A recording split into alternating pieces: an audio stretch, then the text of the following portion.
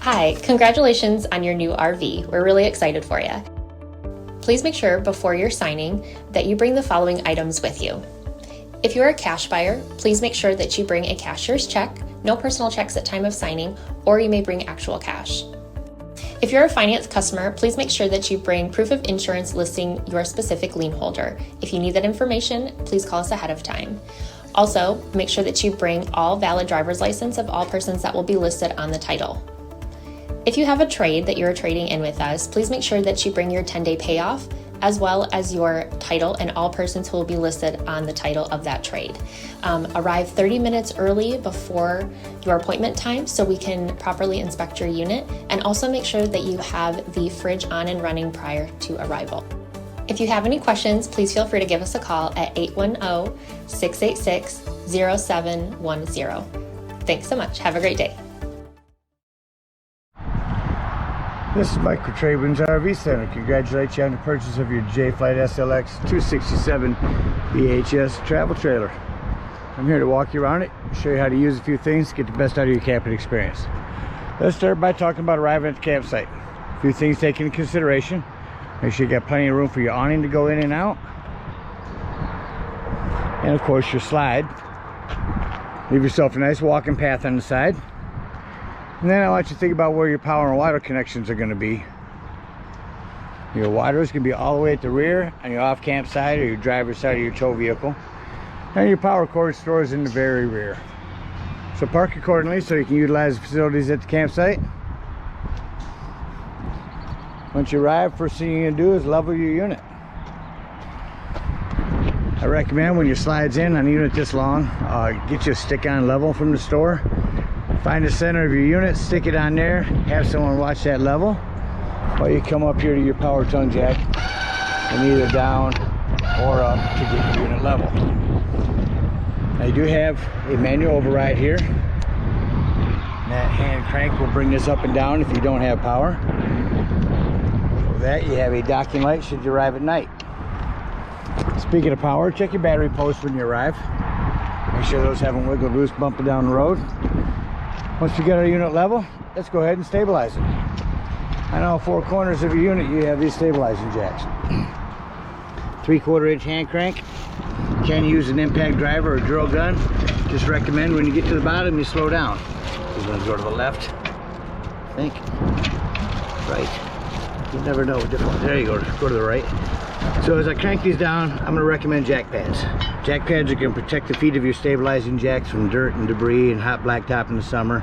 Keep them from sinking into the ground. Good investment. You got a 10% off coupon in our store. Go ahead and use it and pick up a 4-pack of them. Run these down just until they're taut. Once you start to receive any type of pressure on this hand crank, go ahead and stop. Remember, they're stabilizing jacks, not leveling jacks. Run all 4 of them down. Once we get our unit stable, we can go ahead and hook up our power and water. Again, your power cord stores in the rear of the unit here. 30 amp cord there. Pull in, push out, it'll push all right back up in there. At the end of that 30 amp cord, should you need to plug in a home, in your convenience pack is a 30 to 110 adapter. Got our power hooked up, hook up our water. Jayco makes it real simple. City water connection. First and foremost, your water pressure regulator. This water pressure regulator is going to reduce the water pressure to 40 to 50 psi, protecting the lines in your unit. Use this when putting water into your city water connect or your black tank flush. You don't know what the water pressure is at different campsites, so you want to use this to protect your lines. Hook that up, hook up our hose, but don't turn our hose on yet. Let's find your hot water heater. Yours is on the rear of the unit, normally looking like this. Pop that open and just make sure your drain plug's back in. You may have left that out the last time you were camping. Go ahead and put that back on there nice and snug. Then you can go ahead and turn on your hose. Go inside your unit. If you need to deploy your slide, you can now. Your unit's stabilized. Open up your hot water tap. Once the air is out of the lines, water's coming out of there. It's going to be cold, but once it's coming out of the hot water tap, you can shut it off. You know your hot water heater is full, and you can go ahead and turn it on from indoors. Now let's say you're gonna go camping and we're gonna go dry docking. Not gonna use city water. Your unit has a potable water tank on the campsite. Walk you all the way around it. So potable water here, you can just fill this up with a hose. No need to use a water pressure regulator. 2 ways to tell when it's full. Overflow valve right here, or on the inside, when you check your tank levels, your freshwater button will tell you when this tank is full. Now remember, when using potable water is when you're going to want to turn on your water pump. Don't turn on your water pump when hooked up to city water. It's already pressurized. All right, we're all hooked up with water and power. Let me walk you around the rest of the unit and show you a few other things. This has got a clamp that'll hook on here for a TV, 110 and cable right here. This is a flue for your furnace. If you're running your furnace to clear that, it will get hot. Have a low point drain here. That's going to be for your fresh water. Griddle back here. Stores away like so. There's your quick connect. You'll connect that right onto the bottom of the griddle right here, and there's your quick connect LP. That stores back inside.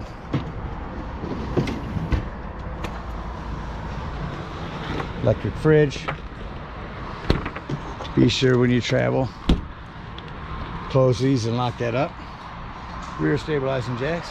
There's your ladder. Utilize it. Go up a couple times a year. Check your seams. Check for cracking the caulk as needed. Your hot water heater. Again, your power. Unit's also prepped for a Furion backup camera. Device you purchased from our store that sits on the dash of your tow vehicle, giving you a backup camera on the unit. Spare tire with a cover. Another stabilizing jack. This is your cable inlet. That's where you hook up at the campsite. There's where we'll dump our black and gray tanks, and also where we will dump our low point drain. City water connect, black tank flush. We'll talk about that when dumping these. An outdoor shower.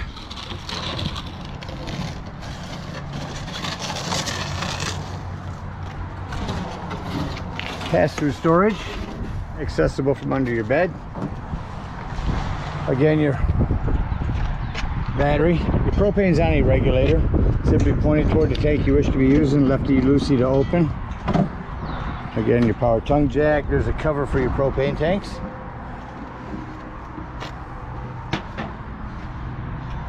Pass-through storage here with your hand crank. That about covers everything on the outside. Oh, I did miss the vent for your microwave. You see your speakers on the end of your awning. It's nice because it allows you to hear the music pointed down toward your campsite instead of out at everyone else's. As you come in the door, first thing I like to point out is the fire extinguisher, excuse me. Make sure that you and everyone that's camped with you knows that the fire extinguisher is located at the entry doorway in case of emergency. Just to the right of that, 12 volt carbon monoxide propane detector. The reason I mention it's 12 volt, it's always running off your battery. So if you're going to be gone for a while, nothing plugged in, charging your battery, go ahead and disconnect one of your battery posts to keep this from running your battery down. Here's where you check your tanks. Your new battery, fresh, black, and gray tanks. They're all full right now. He's checking your waters. Here's where you turn on your water pump when using potable water. Your water heater when hooked up to gas, water heater when hooked up to electricity. Indoor and outdoor lighting. We'll run your awning out. Oops, out. Kind of windy. I'm going to do this kind of quickly. Slide in and out. We'll run that back in when we're done here. And 110 here. A lot of this lighting is one touch. So as you see, the top of your awning is gray. So as soon as that gray is gone and you see the white fall down to 90 degrees and you can see your black bar, you know you're out far enough. That's as far as you want to run that out. Run this back in. See, it does it rather quickly.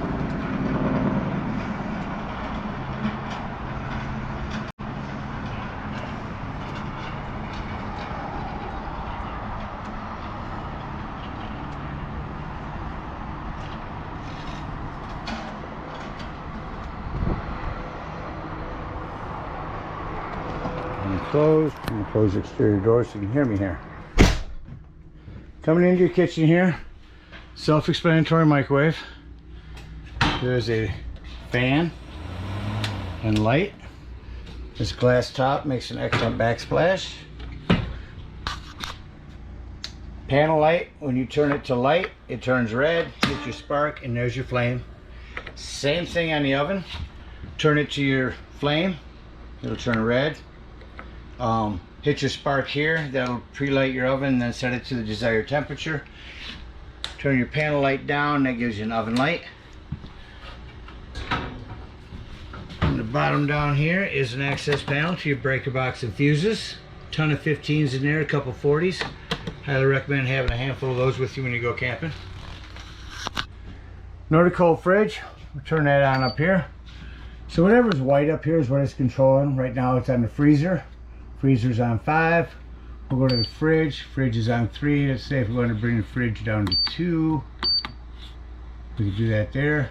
And lastly, a night mode. That night mode is telling the fridge, hey, I'm not going to be open and close you as much. Could you please not use as much power? And it does save you power. One touch lighting in these bunk areas. USB ports back there. One touch here. Here's your 110 with GFCI reset back here by your bathroom sink. Back in here, you do have a hand crank open exhaust fan in your bathroom. Again, this is one touch. Your lighting back here is here. We went ahead and set this down to show you to take your cushions, put them both down there. That'll give you a bed. Otherwise, show you quickly how to turn this into a table. Find your cushions, find your legs.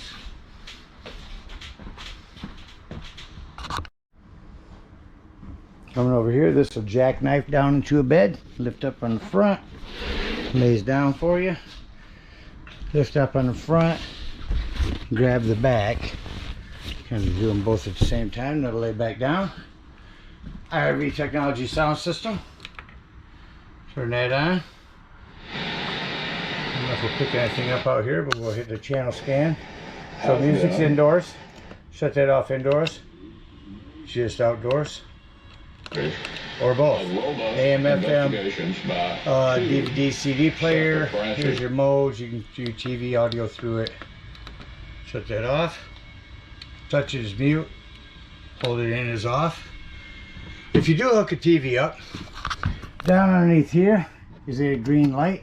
Push that button in to make sure that green light's on before you run your digital channel scan. That's the digital channel enhancer. It'll allow you to pick up more channels. Smoke alarm in the ceiling. Your AC quick dump. Speaking of AC, let's go over to your thermostat. Let's start by turning your AC on.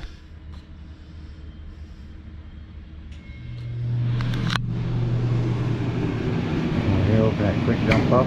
Cool it off in here for a second. Rather warm today. So I'll show you here. You shut your AC off. That'll shut off kind of quickly.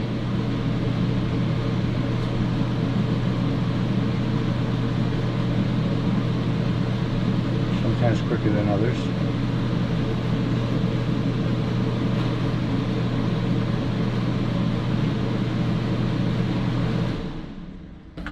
Alright, we'll go back up in here. We'll turn on the heat. Turn the furnace on. Head kicked on. We'll shut that off.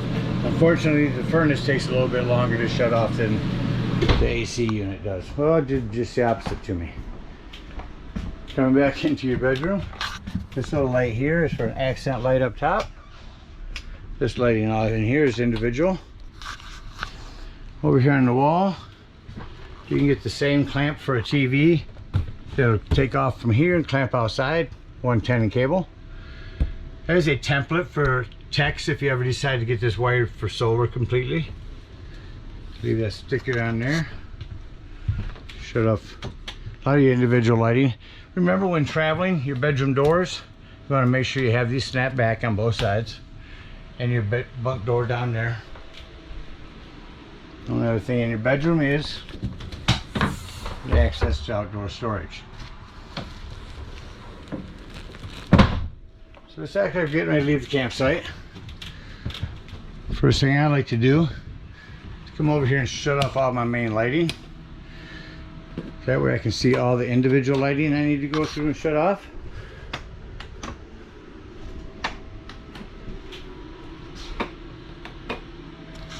Looks like everything back here is off. It is not. So make sure all your lights off. That's gonna save. Now I can come back over here and turn on my main interior light and bring my slide in. As I bring this in, make sure all your doors and drawers are closed, especially this entertainment center one. Make sure everything is out of the way.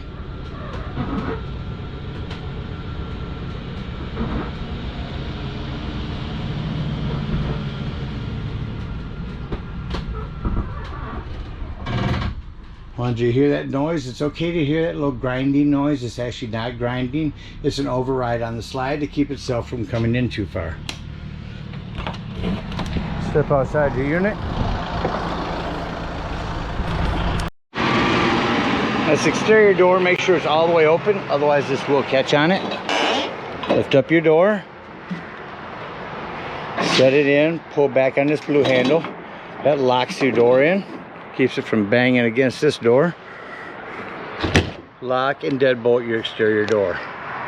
Lift and turn your handle and you won't be a victim of your door coming loose as you're going down the road. Low point drains. So first unhook your cable and water. Bring up your stabilizing jacks and we're going to start dumping low point drains. We're going to dump that one right there.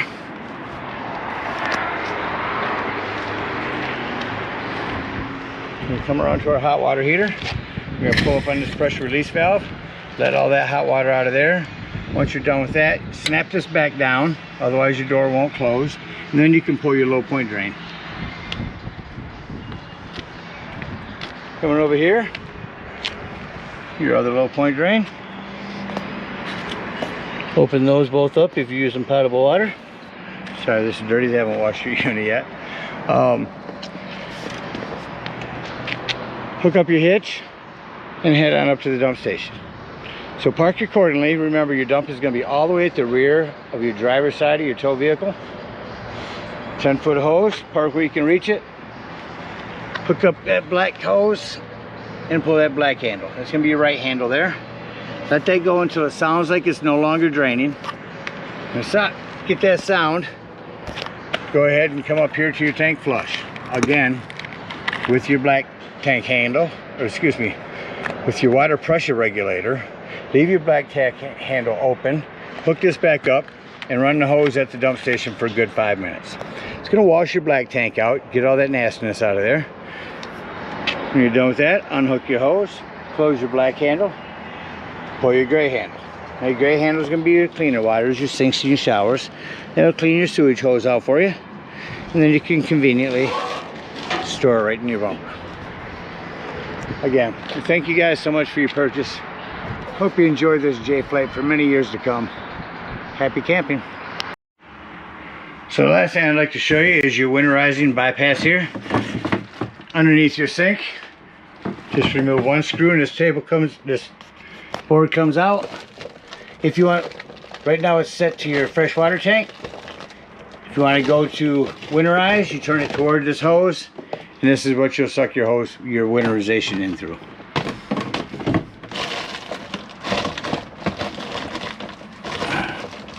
Set that back down to regular, and we'll put that back in.